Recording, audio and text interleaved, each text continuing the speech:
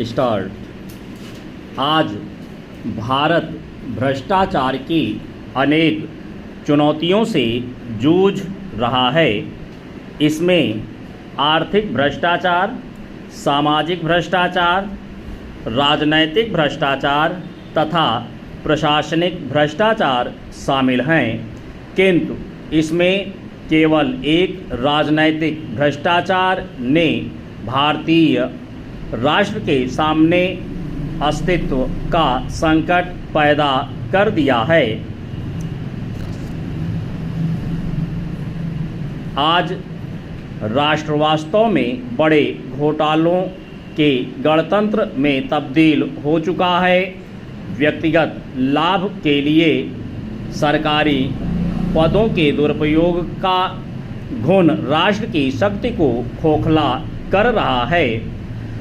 जब हथियारों की खरीद से लेकर नीतिगत बदलाव जैसे महत्वपूर्ण फैसले अक्सर भ्रष्ट निहितार्थों से प्रभावित होते हैं, तब राष्ट्रीय सुरक्षा के साथ समझौता होने की आशंका बढ़ जाती है।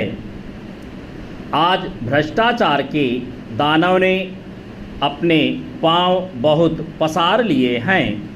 वह अपना प्रतिशत दिनों दिन बढ़ाता जा रहा है।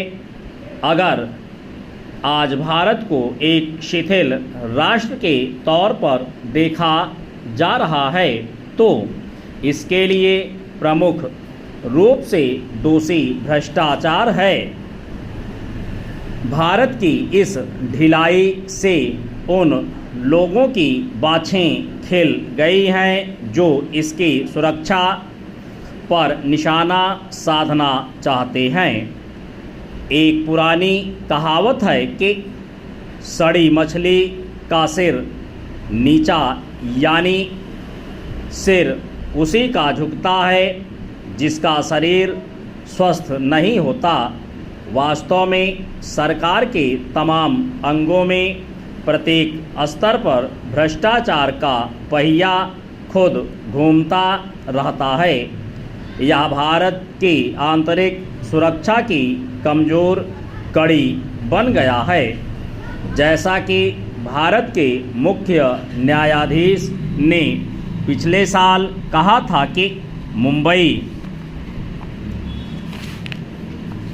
धमाकों को अधिक घातक बनाने के लिए जो प्लास्टिक के विस्फोटक इस्तेमाल किए गए थे, देश में उनकी तस्करी स्थानीय भ्रष्ट प्रशासन के कारण संभव हो सकी थी। किंतु जो तत्व भारतीय गणतंत्र को जर्जर बना रहा है, वह है उच्च पदों पर संस्थागत भ्रष्टाचार।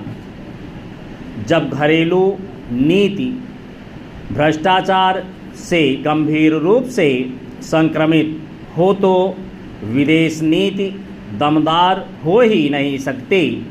विडंबना है कि आर्थिक उदारीकरण ने व्यक्तिगत लोभ को बढ़ाया है और इसकी वजह से समाज में बड़े पैमाने पर भ्रष्टाचार फैला है। यहाँ तक कि विभिन्न परियोजनाओं को पर्यावरण मंत्रालय द्वारा मंजूरी प्रदान करने से पुराने जमाने के लाइसेंस राज की याद ताज़ा हो जाती है। अब भारत में भ्रष्टाचार राष्ट्रीय लूट में बदल चुका है। इसका दुष्परिणाम यह हुआ कि भारत संस्थागत रूप से दुर्बल होता जा रहा है। यहाँ इतने घोटाले होने लगे हैं कि लोगों का गुस्सा कुछ ही समय में ठंडा पड़ जाता है।